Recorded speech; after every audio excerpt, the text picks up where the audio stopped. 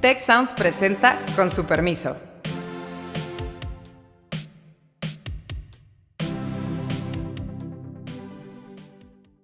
Con su permiso, yo soy Carlos Elizondo y estamos de regreso aquí en su podcast favorito con una invitada especial para celebrar el regreso a clases, donde más rezago tenemos y más retos tenemos hacia adelante es en materia de seguridad. Últimamente tenemos también indicadores que no vamos muy bien, que por un lado es el tema de salud pública, ¿no? Y por otro lado también es el tema de la educación. No vamos a tener seguridad si no tenemos una justicia que funcione. Investigación criminal que pudiera identificar redes criminales. Y nuestra invitada es Edna Jaime Treviño. Bienvenida, Edna. Muchas gracias, Carlos. Pues encantadísima de estar con ustedes. Edna es hoy la decana de Ciencias Sociales de TEC Monterrey. Fue por muchos años la directora fundadora de México Evalúa. Es una experta en política pública y por eso vamos a explotarla en un momento donde las campañas electorales no se llama así, es otra cosa. Todos sabemos que ya están ahí enfrente. Y el chiste de gobernar es para hacer cosas. Entonces, Edna lleva una larga vida estudiando políticas públicas, proponiendo cómo aterrizarla, preocupada por los temas que se podrían resolver con una política pública más racional, y vamos a aprovechar su expertise para hablar de eso. Azucena, bienvenida. Muchísimas gracias, Carlos. Qué gusto estar aquí de nuevo con el equipo y pues principalmente con Edna. Estamos empezando con el pie derecho, nuestra nueva decana nacional. Qué gusto tenerte aquí, Edna, y creo que vamos a iniciar hoy con un tema pues sumamente interesante que conoces y que, como bien dice Carlos, espero que nuestros, los que vayan a ser candidatas, ¿no? Candidatos nos escuchen y ojalá tomen alguna nota, ¿verdad? No estaría mal. Entonces, pues gracias, Edna, por estar aquí. Decirles que fueron 34 años. 34 años en centros de pensamiento, tratando de pues encontrar la cuadratura del círculo para que este país pues se transforme, prospere, genere bienestar. Entonces, muchos años, algunas batallas ganadas, otras ganadas con retrocesos y muchas cosas que tenemos que empezar que reconstruir incluso. Entonces, un balance variopinto. Es variopinto, ha habido mucho éxito, y luego se nos olvida cuánto ha evolucionado o evolucionó hasta llegar a este gobierno el proceso de toma de decisiones en algunos ámbitos, en competencia, en energía, en educación. Digamos, profesionalizamos la administración pública, pero quizá, Edna, corrígeme, pero quizá el tema donde más rezago tenemos y más retos tenemos hacia adelante es en materia de seguridad. Carlos, la seguridad la tenemos, la construcción de capacidades de Estado en materia de justicia y seguridad la dejamos olvidada. Pensamos en los grandes temas de cómo transformar la economía, pensamos en la apertura comercial, creamos instituciones en el ámbito económico después de nuestras crisis profundas, pero nunca nos detuvimos a pensar que no podíamos construir un país moderno con policías que no tienen un esquema de vida digno. No hay esquemas de dignificación para ellos, entrenamiento, la justicia olvidada. El otro día andaba con un amigo que me decía, ¿y qué piensa la OSN de eso? Y le dije, es que la OSN de esto no habla, porque presupone que ya está arreglado. Es como el presupuesto de lo que un Estado hace. Lo básico es proveer seguridad, justicia, certidumbre, y el Estado mexicano no lo resolvió. ¿Por qué no lo resolvió? Digamos, esta tensión tan extraña entre era un gobierno muy fuerte de los años dorados del priismo, y sin embargo tampoco construyó instituciones. Hubo momentos de seguridad y momentos donde no la hubo, o momentos menos malos y momentos mejores, pero nunca construimos esas instituciones. ¿Por qué? Mira, yo pienso, Carlos, que en la época del partido hegemónico, cuando el presidente tenía un sistema de control político muy refinado, pues ese sistema de control político refinado sustituía las funciones de esas instituciones de seguridad y de justicia. De alguna manera, pues los tentáculos del el Estado mexicano estaban presentes y tenían manera de controlarlo. la justicia siempre se utilizó como un mecanismo de control político. Tú no querías una institución que funcionara, que investigara el delito, que pudiera investigar al propio político. Lo que se quería era un instrumento, un instrumento para hacer funcional el sistema de control político. Entonces, siempre la amenaza de la justicia penal, el control de la justicia penal es importantísimo, sobre todo en un sistema autoritario. Entonces, pues en esa etapa, lo reitero, o hubo sustitutos o siguió una lógica donde era muy importante el control del aparato de persecución criminal y no querías un aparato de persecución criminal profesional, sino subordinado, que ejerciera funciones de control político. Entonces, en esa primera parte yo digo, no había incentivo a generar profesionalización en las instituciones. Sí, ya.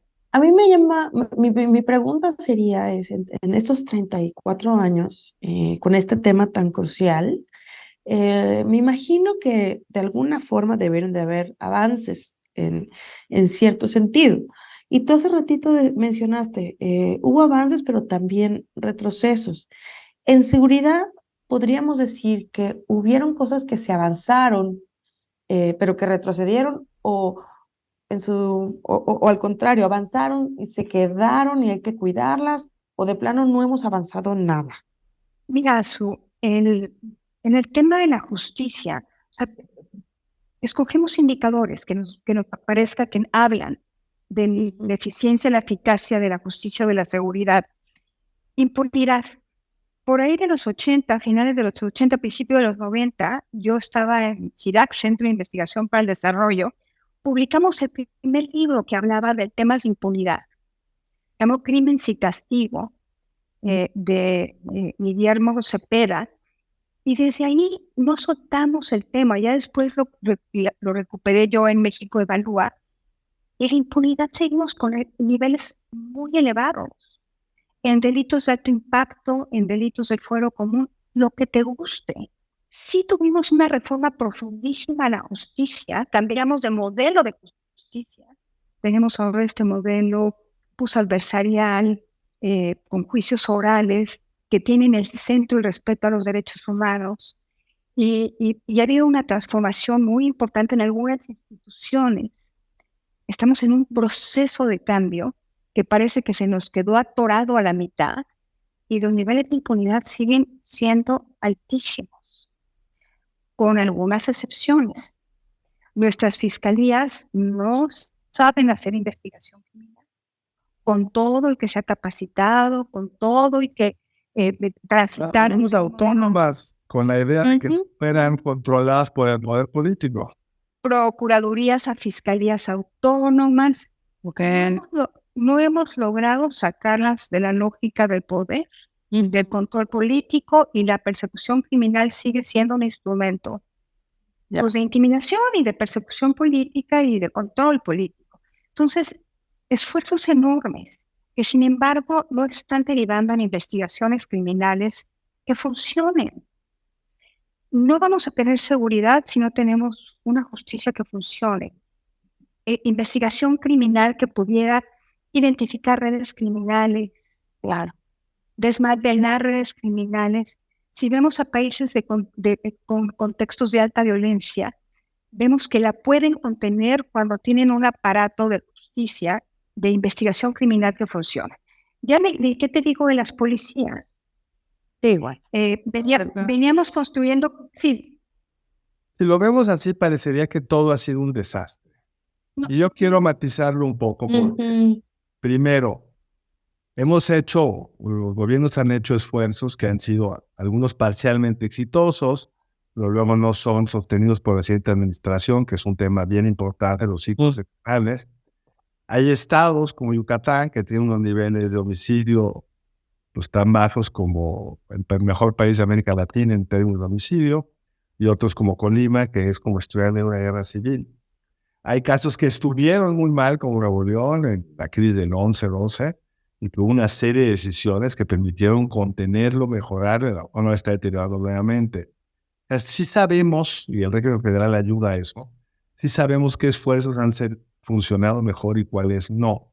¿Por qué no nos cuentas qué lecciones tenemos de estos éxitos, algunos parciales, unos menos parciales, de los fracasos que hubo? Porque si no, parecería que no hay nada que hacer. Yo creo que hay parte de... Es bien raro que un país cuyo principal problema es la violencia, le preguntas a la gente qué es lo que más le preocupa, la seguridad. La propuesta del candidato López Obrador era abrazos, no balazos. La idea de que si no hacemos nada, se va a resolver. ¿Qué son los abrazos? Los abrazos es no hagamos nada, y como ya no hay violencia de nuestro lado, de aquel lado no va a haber violencia, pues aprendimos que no es así. Pero ¿cómo es un país que esa es su conclusión? ¿Qué sí hemos aprendido que se puede hacer? Bueno, qué bueno que me llevas hacia un terreno que no es el de la generalización, porque estábamos hablando como en términos generales, en términos agregados, así se ve el país. Sí tenemos casos de éxito, casos de pacificación de algunas regiones que fueron tremendamente violentas. Tenemos Juárez. Conozco bien el caso de Juárez porque me tocó visitar el estado y a actores locales muy relevantes en su momento de altísima violencia. No te voy a interrumpir hasta que nos pintes qué era Juárez en el peor momento y qué se logró hacer. Y luego cómo se logró hacer. Primero, porque la gente no tiene claro la dimensión del problema. Bueno, las tasas de violencia era de la ciudad más violenta Del mundo. Las tasas de violencia del mundo. En un país sin guerra, pero inclusive yo creo que en país con conflicto bélico, las tasas de muertos pues, están por arriba de los 200%. Bajas capacidades del Estado para responder a una crisis que pues, de repente irrumpió. Pero es una crisis que se fue gestando. De alguna manera, entiendo que hay una lógica criminal que pues de repente irrumpió. Algunos grupos criminales que antes tenían control empezaron a disputarse el territorio, es muy cierto, pero también había una carencia de presencia de Estado. Unas historias horrendas de feminicidio que no atendía a nadie. Ahí empezaron los feminicidios. Empezaron los feminicidios siendo impunes, el crecimiento de la ciudad con sus contrastes, pobreza, Azucena, ausencia de Estado. Y la ausencia de Estado se palpa, claro, porque en la infraestructura, en servicios básicos, en la justicia, empezaron los feminicidios, nadie hizo nada. No se aclararon. Entonces, sí había un caldo de cultivo muy particular que hizo que cuando cayó el cerillo de la disputa de grupos criminales, eso se incendió. Me tocó visitar Juárez y algunos de los ciudadanos muy organizados. Sí tengo que decirlo, que no he encontrado en otro lugar del país una solidaridad y redes tan fuertes. Si no hubiera existido eso, en ausencia de todo lo demás, si no hubieran existido estas redes ciudadanas, eso no hubiera podido contenerse. Estos ciudadanos dispuestos a todo. Me acuerdo que uno de ellos traía un convoy de protección. Yo misma me sentía profundamente vulnerable junto con ellos. Estaba un par de días. ¿Qué hicieron? Bueno, llegó un programa, Todos Somos Juárez. Ustedes recordarán que iban los aviones con funcionarios del gobierno de Calderón, con portafolios llenos de dinero.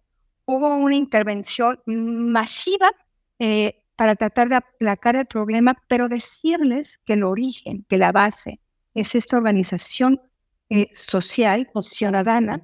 Pero cuando pones carretas de dinero, me imagino que iban a corromper gente, aunque soy muy feo eso. Sí, se escucha como... No, iban a tratar de solucionar problemas. Claro,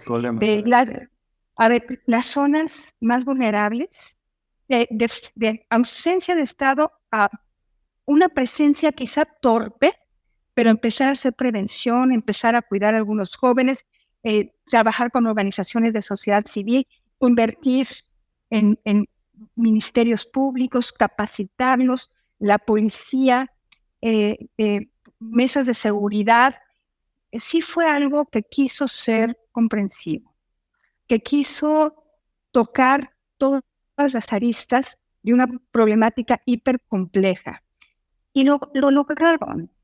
El tema post ese pico de violencia es que es bien difícil sostener el éxito, o el éxito relativo.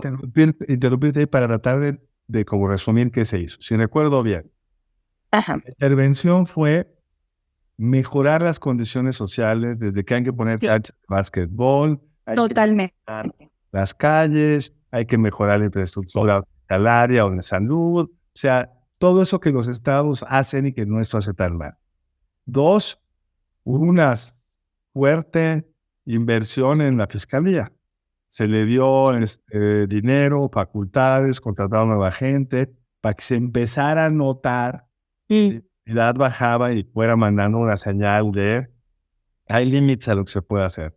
Se fortalecieron las policías con una coordinación entre las policías locales, municipales y federales muy exitosas.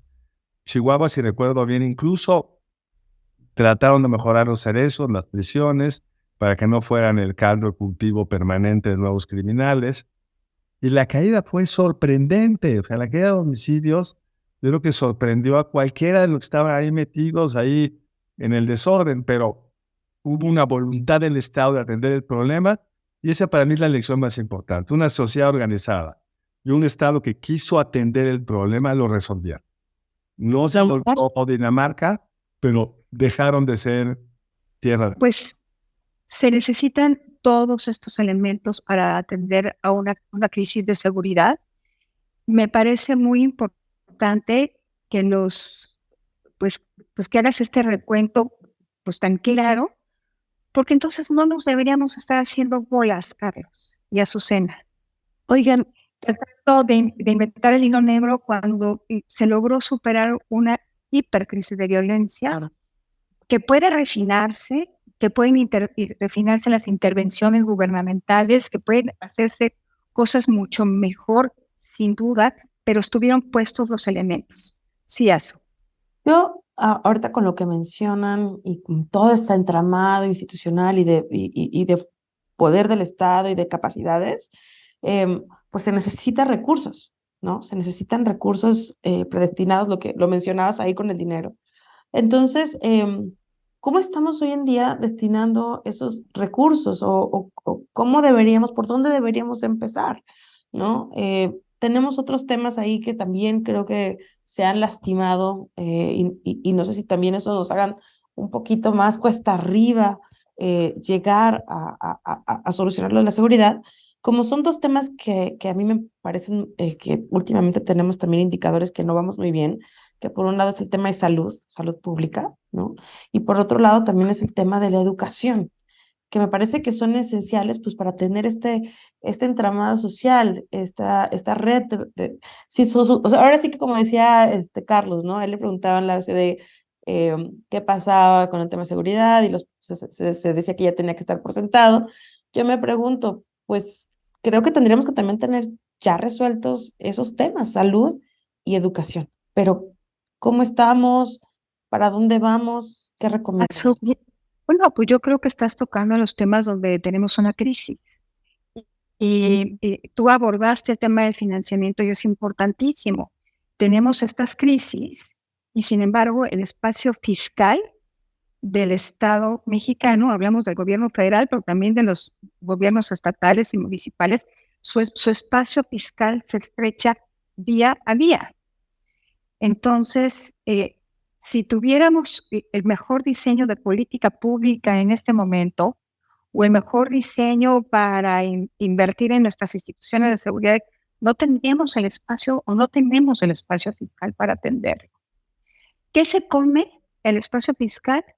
Pues las obras prioritarias del presidente, las transferencias, el tema de pensiones, pues el crecimiento, el requerimiento financiero para financiar el esquema de pensiones, el contributivo y los adultos mayores imponen un reto mayúsculo a las finanzas públicas. Entonces, no tenemos espacio fiscal.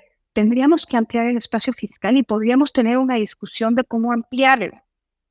Y de cómo ampliarlo, sobre todo en los estados y municipios donde creo que se tienen que construir estas capacidades de atención a temas que afectan tanto en lo muy local, seguridad, puede ser educación, aunque ahí las potestades están más divididas. Pensemos en el predial, pensemos en aquellos potestades tributarias que no están suficientemente explotadas y que es importantísimo que se activen, porque sin espacio fiscal, nuestras crisis que son graves pueden escalar. Edna, yo siempre pensé como tú hasta hace relativamente poco, Ok. que todo era cuestión de ampliar el espacio fiscal. Y tenemos un ejemplo de un país que tiene un espacio fiscal gigantesco, que se llama Brasil, que recauda como si fuera Dinamarca, pero tiene servicios de salud, indicadores sociales, no tan en salud de México. Algunos un poco mejor, otros un poco peor. Sí hay más estado en Brasil que en México, un estado más grandote, pero pues si tú ves el índice de desarrollo humano de Brasil, está ligeramente por abajo de México en la última vez que lo vi. Yo sé que no podemos esperar que la gente pague más impuestos si no somos capaces, Sí. no es capaz el gobierno de gastar mejor. Los No tengo la menor estados duda. en el sexenio de Calderón, con el altísimo precio del petróleo y por la balance político de un presidente que no tenía mayoría, recibieron carretadas de dinero. Nadie sabe a dónde, sospechamos a dónde se fueron, pero no se fueron a servicios públicos. No podemos pretender cobrarles impuestos si no somos capaces de diseñar en materia federal de política de salud la política correcta. Teníamos una cosa que costaba lo que costaba, Seguro Popular, funcionaba medio funcionaba, la desaparecieron para gastar un poquito menos y tener resultados mucho peores. Si ahora tú me vienes que tengo que pagar más predial o más IVA, más de decir, no, Claro. enséñalos a gastar primero. No, yo pienso, no puedo estar más de acuerdo. No puede haber viene una reforma fiscal. Hay algunos economistas que todavía se atreven a decir que si la vamos a librar o no, sin crisis económica en este cambio de sexenio, porque están muy sorprendidos de cómo llegó el paquete económico con un endeudamiento que supera por muchísimo la inversión. Entonces, pues ya estamos gastando para pagar pensiones sin tener una fuente de recursos, sin que esa deuda se vaya a inversión que genere los recursos para poder pagar en el futuro. Viene una discusión de reforma fiscal y yo creo que lo que debemos de promover, así como decían los federalistas, no hay un peso sin representación política, no hay recaudación de impuestos, perdón, sin representación política tendríamos que decir, no hay recaudación de impuestos sin buena gobernanza del gasto. No puede haber reforma fiscal si no activamos a nuestro Congreso como el contrapeso que tiene la función de vigilancia. No puede haber más, no puede tener más recaudación. En la teoría tienes razón, pero cuando el Congreso fue contrapeso en México, y ahora es fatal, es una oficialidad de parte del gobierno, pero cuando fue el contrapeso, se puso al servicio de los gobernadores para repartir lana. Fue contrapeso, pero no en el sentido que debería de ser construido. Claro. Auditoría Superior de la Federación, algo a veces mejor administrada que otras, en algún momento incluso muy bien administrada. Se explicaba cuántos desvíos había habido y no pasaba nada. Porque el Congreso tenía esa facultad, presentar ese documento, pero nadie generaba la presión política para que de ahí derivara en sanciones, lo que tú quieras. ¿Cómo damos ese paso?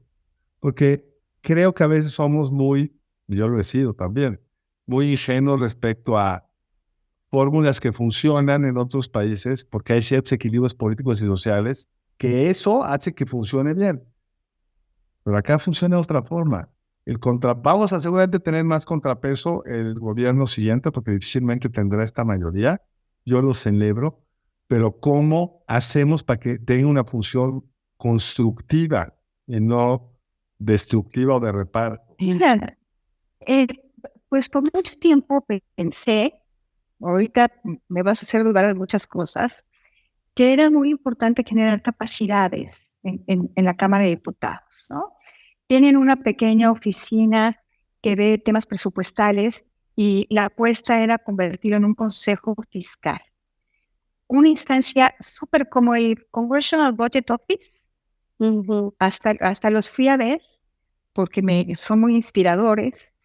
Y tener esta oficina en el Congreso mexicano para imaginarnos que nuestros legisladores tienen una lógica política y que tendríamos que cambiar otras cosas del diseño para transformar pues, sus incentivos, pero sí pensar que podemos profesionalizarlo, que esta oficina puede informar a los mexicanos, puede ser un eslabón de rendición de cuentas, pero de generación de información. Y generación de información que haga bien costoso al legislador seguir una lógica política pura. Un pequeño contrapeso técnico que ayudara a activar a la Cámara de Diputados para ejercer la función que le toca en materia presupuestaria. Yo creo que tienes toda la razón y que tendría que ser complementado con lo que dijiste de Juárez.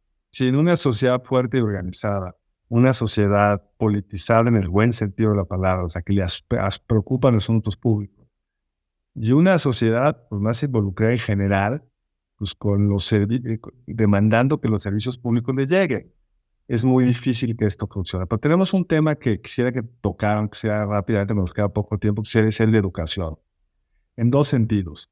Porque es la base de todo esto. Una sociedad más educada, no solo un congreso técnico, una sociedad más educada, podría ser la base de una sociedad más organizada, más exigente, etcétera. Sino además porque quizá uno de los rezagos más fuertes que tenemos en esta administración es la pandemia, los efectos de la pandemia en el sistema educativo, la deserción escolar, la falta de aprendizaje, etcétera. ¿Qué piensas al respecto?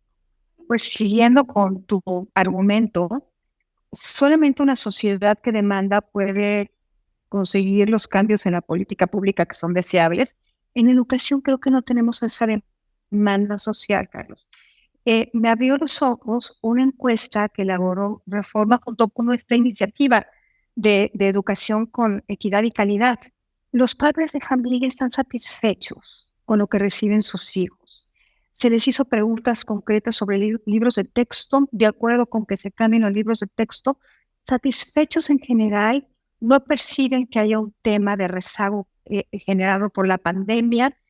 No hay en los padres de familia una alerta sobre la calidad educativa, sobre los rezagos y sobre lo que eso va a implicar para la vida de sus hijos en el futuro. No existe eso.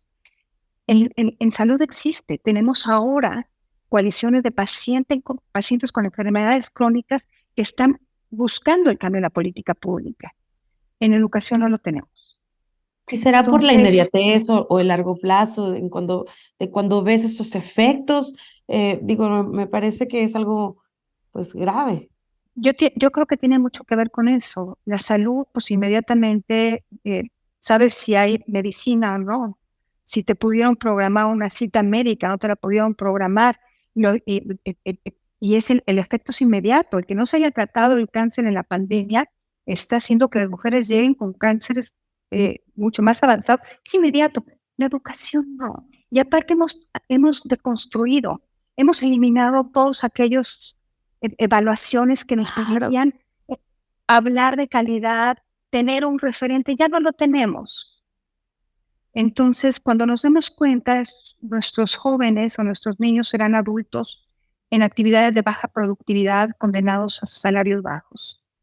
Edna, ya que estamos en el tema de educación y el tiempo se nos va, cuéntanos un poco de tu cambio de vida. Después de 34 años de estar promoviendo las políticas públicas inteligentes, mejores prácticas, para tener un impacto en el bienestar de los mexicanos, ahora vas a estar impulsando la educación superior en una institución muy grande, muy importante, que es el TEC de Monterrey. ¿Qué esperas de esto? ¿Qué esperas lograr? Mira, ¿qué espero lograr? Pues lo primero, estando en una institución de educación superior, es dar una formación de excelencia. Me parece que debemos tener un compromiso total con nuestros alumnos, formarlos lo mejor que podamos. pienso que científicos sociales y muy bien formados pueden hacer cambios muy importantes en nuestro país. Creo que lo necesitamos recuperar la capacidad de hacer y tomar decisiones, hacer políticas públicas y tomar decisiones con conocimiento y con evidencia. Entonces creo que nuestros científicos sociales podrán hacer un gran trabajo en ese ámbito que no es exclusivo, hay otros. Entonces, impacto en el aula para lograr excelencia académica. Y esto se construye con buenos alumnos, con buenos profes y con buenos programas, y creo que los tenemos en el TEC. Pero también pienso en que hay muchas más implicaciones de la vida de la universidad respecto al impacto en su entorno. La generación de investigación y de conocimiento es fundamental. Ojalá que podamos recuperar la capacidad de poner el conocimiento en el centro para la toma de decisiones. Pienso en las iniciativas que tiene pues, la Escuela de Gobierno y la Escuela de Ciencias Sociales, y pienso que pueden tener un impacto enorme. Entonces, cuando yo pensaba en mi mundo de 34 años, de cómo en organizaciones pudimos tener impacto en algunas cosas, después vi la capacidad del TEC. Ahora son chiquititas, su despliegue territorial, su talento, la investigación, la generación de conocimiento que está realizando, los estudiantes que estamos formando, y digo, la capacidad de impactar al país es enorme. Entonces, esto me motiva, esto por supuesto que fue un factor que muy disuasivo, que me hizo tomar esta decisión, y siento un enorme compromiso, el mismo que siempre he sentido por hacer cosas útiles al país, ahora desde una plataforma hiperpotente. Azucena, ¿quieres agregar algo? No, pues me da mucho gusto escucharte, Edna, escuchar estos sueños que tienes con la escuela, con todo lo que implica, con ambas escuelas, con la Escuela de Ciencias Sociales y Gobierno y con la Escuela de Gobierno y Transformación Pública, que como bien dices, pues son muy fuertes, traen muchas ideas y nos vamos a potenciar todavía más con esto que traes. Y tomamos nota, porque yo creo que sí es muy importante fomentar esta búsqueda de transformación desde las aulas. Muchas gracias, Edna. Muchas gracias, Azucena. Muchas gracias. Te vamos a volver a molestar porque nos quedaron muchos temas en el sistema. Sí. Yo me voy con 3 cosas. 1, si no hacemos política pública bien armada, bien pensada, resolver los problemas es mucho más difícil. Entonces, ese es el punto primero. El segundo es que sí se puede, porque luego tenemos un cierto pesimismo. Hay muchas que se han avanzado, incluido lo que contamos de Ciudad Juárez. Y tercero, que los cambios de gobierno son una oportunidad para discutir distintas formas de resolver los problemas que tiene el país y comprometer a quienes ganen pues, en apoyar ciertas rutas que permitan avanzar en algunos de los problemas que el país tiene. Muchas gracias, Eugla. Muchas gracias, encantada. Y a ustedes muchas gracias por acompañarnos aquí. Con su permiso, estamos de regreso, los esperamos la semana entrante. Si quieres conocer más sobre el comercio y los negocios, te invitamos a escuchar Territorio Negocios. La experiencia del cliente o del usuario es cada vez más importante. El podcast en el que hablamos sobre las nuevas tendencias de innovación, emprendimiento, finanzas y liderazgo en México y en el mundo. Escúchalo en Spotify, Apple Podcast y Google Podcast. Muchas gracias al equipo del Tecnológico de Monterrey y de Tech Sounds. Productora ejecutiva, Lisbeth Siller. Productoras de Con su permiso, Stephanie Cisneros y Eva Obano. Diseño, Lisette Rodarte. Analíticos y alianzas, Lilia Martínez. Postproducción, Max Pérez y Marcelo Segura. Les invitamos a escuchar el siguiente episodio de Con su permiso y el resto de programas de Tech Sounds en los canales de su preferencia.